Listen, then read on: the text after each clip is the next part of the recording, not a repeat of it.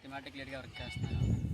So ఇది పద్మనాభం మండలంలో కొవ్వాడ అనే యూనిట్లో అనంతవరం అనే గ్రామంలో మేము ఈ గుడిరాగిలో పలు పంటల విధానంలో ఒక ఎకరంలో ముందు ఈ పలు పంటల విధానాన్ని అవలంబించాం.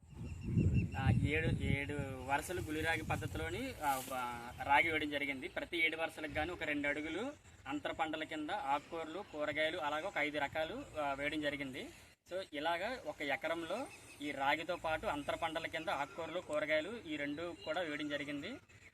మొదట వేసిన ఆకుకూరలు 45 రోజులకి మాకు గోంగూర దిగుబడికి వచ్చిందండి. ఈ గోంగూర మాకు మార్కెట్లో ఇప్పటి వరకు ఒక 400 రూపాయలకి ఈ గోంగూర అనేది అమ్మడం జరిగింది.